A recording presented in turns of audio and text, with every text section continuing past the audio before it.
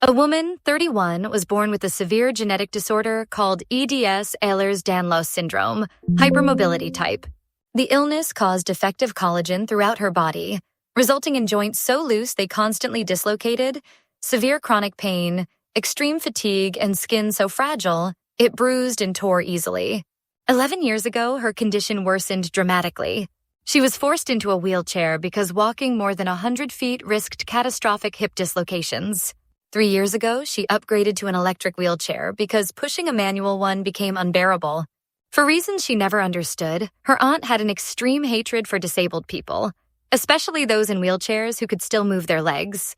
For 11 years, whenever they were alone, her aunt treated her worse than a dog. She insisted the disorder was completely fake, that the woman was lying for attention, that she was jealous of anyone else receiving focus, especially the aunt herself. The woman tried confronting her aunt once, but already overwhelmed by her condition and not wanting to burden her exhausted parents, she kept the abuse to herself. For 11 years, she endured every cruel comment in silence. She'd grown accustomed to it. She didn't care what her aunt thought anymore. Then came the family dinner last week. The aunt organized it.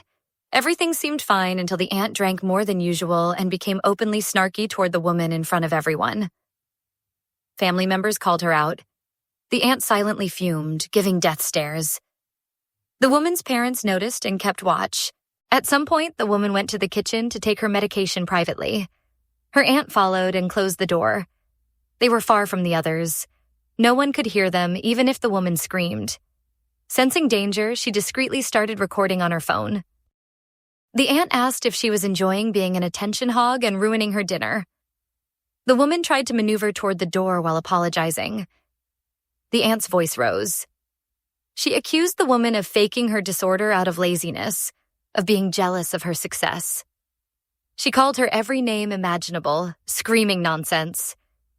The woman started crying, begging to be let go.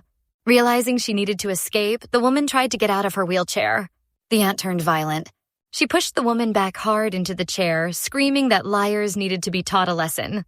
She started hitting the woman in the face as hard as she could, dislocating her jaw. She tried to pull the woman from the chair, dislocating her arm. When the woman fought back, the aunt pushed the wheelchair over on its side. The woman's foot got stuck behind the footrest.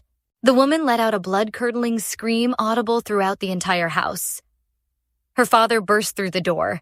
He body-slammed his sister and punched her to keep her down. Her mother screamed for someone to call 911. They freed the woman from the wheelchair while the father pinned the aunt to the floor. The aunt's husband stood in shock. Police and ambulance arrived.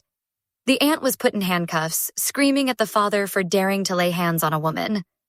The uncle defended the aunt, insisting she would never do this unprovoked, that the woman must have attacked first. At the hospital, the woman was found to have multiple fractured ribs, a dislocated arm, a dislocated jaw, a concussion, and a broken foot. Her fragile skin was covered in cuts and scrapes. She'd need at least 10 weeks in a cast, followed by physical therapy. Her ankle would likely be permanently damaged. Now the woman feels guilty. The aunt has left voicemails from different numbers screaming about how the woman ruined her life and finances. The uncle is divorcing the aunt, but initially tried to save his reputation by defending her. Some family members are making the woman doubt herself. She shared the recording with the family. After that, everything exploded for the aunt. That's why the aunt is even angrier now. The woman has spent her life being told she's at fault for things. Past trauma made it difficult to stand up for herself or know when she's truly at fault. She struggles to discern when people are gaslighting her. What do you think about this situation? Was the woman wrong for recording and sharing the footage, or did she do what she needed to protect herself? Share your thoughts and feelings in the comments below.